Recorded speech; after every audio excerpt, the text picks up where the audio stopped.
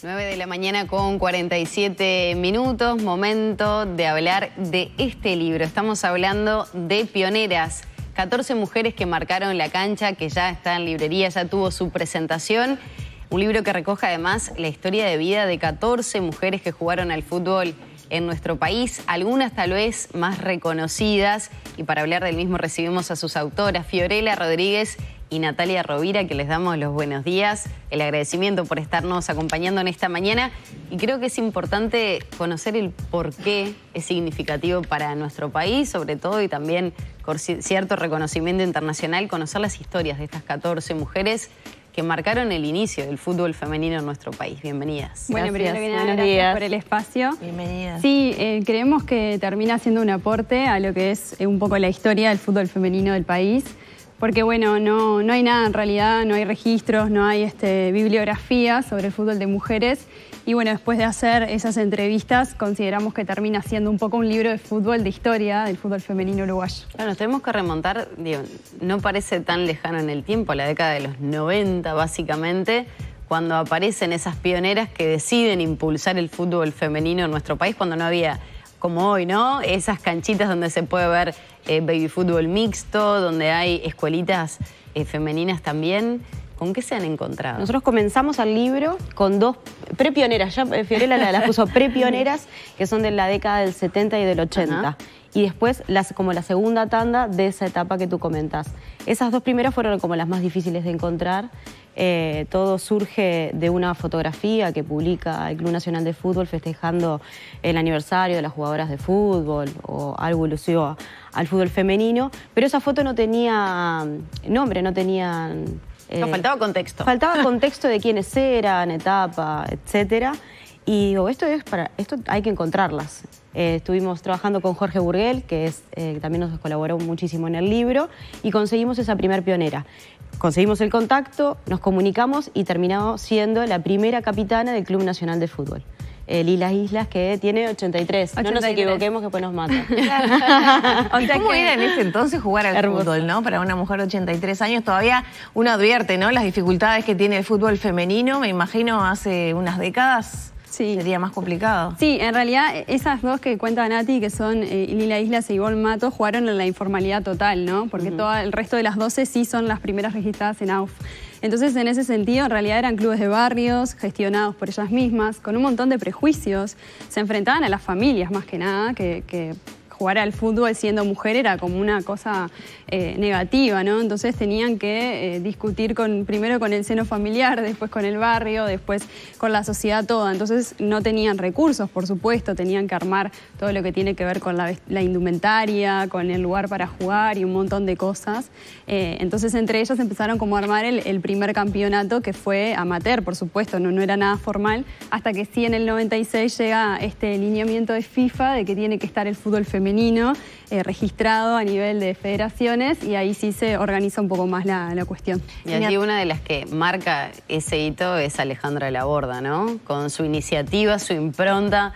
Es muy lindo ver algunos relatos de cuando se les regalaban muñecas y les sacaba la cabeza para jugar a la pelota porque no tenía pelota, entonces...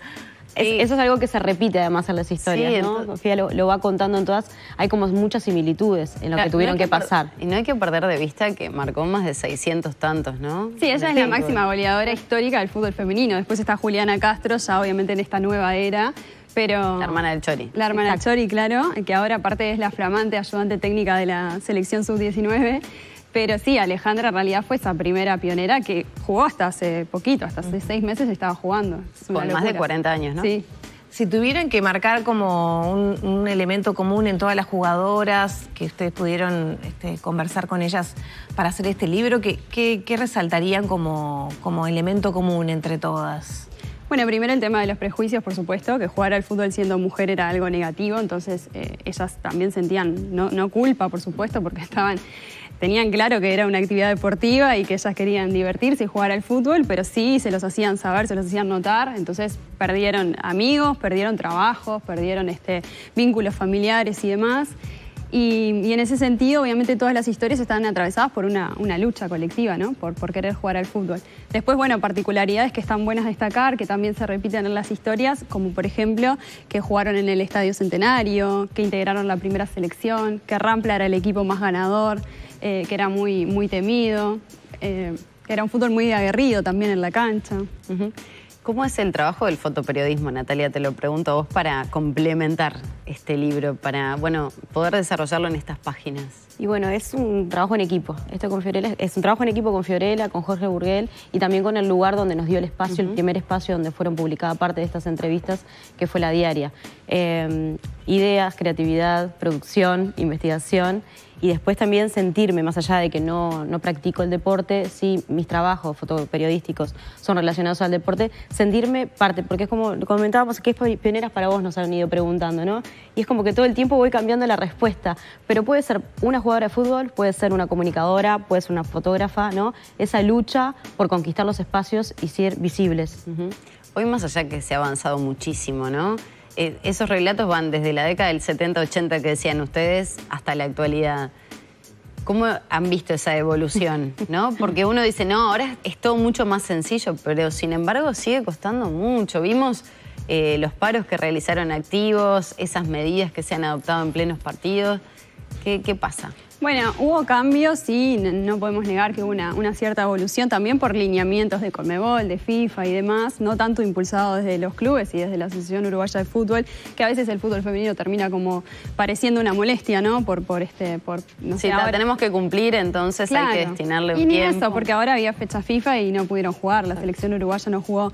Pero sí se repiten ciertas cosas que las pioneras quedaban sorprendidas. Ellas nos decían, nosotras no teníamos vestimenta, no nos daban la ropa, nos daban ropa usada. Y el mes pasado pasó en uno de los equipos de acá que les dieron 4 llores para todo el equipo. Entonces, en realidad, no sé qué tanta evolución hay. Yo soy un poco pesimista con eso porque justamente las escuchaba a estas pioneras darnos esos conceptos y yo les decía, mirá que ahora no cambió mucho y se sorprendían. Claro, porque muchas de ellas se alejaron del fútbol. Algunas vos las tenés más clara de quienes continuaron como directoras técnicas o vinculadas al deporte o al fútbol. Pero la gran mayoría también hay relatos de mucha tristeza, ¿no? Entonces se alejaron. De falta de reconocimiento, de obstáculos permanentes. Y claro, y eso se alejaron. Sí, no podemos negar, obviamente, que avances hay y que hay equipos que se destacan del resto, Nacional, Peñarol, Defensor, Tor, que tienen infraestructuras muy importantes, ¿no? Y está buenísimo nombrarlos porque está bueno que los otros tomen eso como ejemplo. Pero sí hay cuestiones que se siguen repitiendo. ¿Qué pasa con las cuestiones más de género y de tolerancia que a veces las mujeres tienen que tener en ámbitos más bien masculinizados, como puede ser en el fútbol, incluso que pueden llegar a configurarse como acoso sexual? En estas historias está eso presente también, y lo pienso, por ejemplo, en el último mundial, ¿no? de fútbol femenino, y ahí que, bueno, por mi trabajo también tuve que hacer algunos contactos aquí, y ese miedo de hablar que tienen muchas jugadoras acá, o integrantes de cuerpos técnicos, etcétera, que prefieren, bueno, está el temor, si bien hay protocolos, hay un temor porque, bueno, se les puede complicar su carrera, ¿no? Sí, nos pasó de historias que quedaron sin contar porque hubo jugadoras que no quisieron, porque para ellas el fútbol era un recuerdo negativo.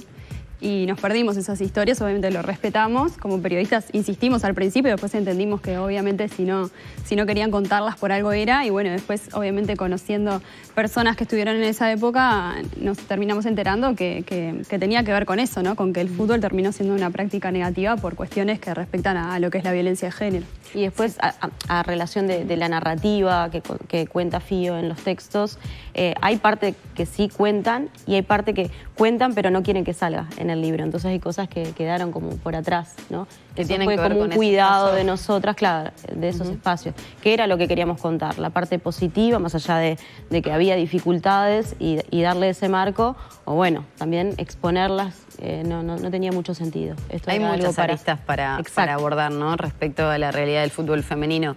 Pero me interesaría ya para despedirnos, ¿qué hitos marcaron al fútbol femenino? Recién decían ustedes, ¿no? Las exigencias FIFA seguramente marcaron un antes y un después. pero ¿hay alguna otra cosa que sea más genuina desde nuestro país que marcó un mojón en la historia del fútbol femenino? Bueno, en realidad yo diría que estas primeras pioneras organizadas, porque si bien estuvo eso de FIFA, ellas fueron las precursoras de todo, ¿no? De organizarse, de juntar dinero, de organizarse para los viajes, de juntar para las camisetas, etcétera. Y después este 2023, que fue crucial para el fútbol femenino uruguayo, con la voz colectiva que levantaron las futbolistas desde la Mutual Uruguaya de Futbolistas Profesionales, que les dieron como ese espacio para hablar. Fue la primera vez que en conjunto todos los equipos levantaron la voz y dijeron, bueno, acá tenemos un problema y es de todas, por más que de repente no sea nacional, le costó un poquito sumarse y después se terminó sumando. O sea, entendió que era un problema general, social y del fútbol femenino todo, más allá de que ellas tuvieran una infraestructura buena. Así que yo creo que justo está genial que haya salido este año el libro, porque fue como eso, ¿no? Las pioneras, un proceso que tiene bastantes similitudes con esas primeras jugadoras, y este 2023 que es mágico Fiorella, para el fútbol femenino. Natalia, muchas gracias Gracias y a ustedes. felicitaciones por poner en páginas, ¿no? En un libro, por lo menos una breve historia de la realidad del fútbol femenino en nuestro país. Gracias. Muchísimas gracias.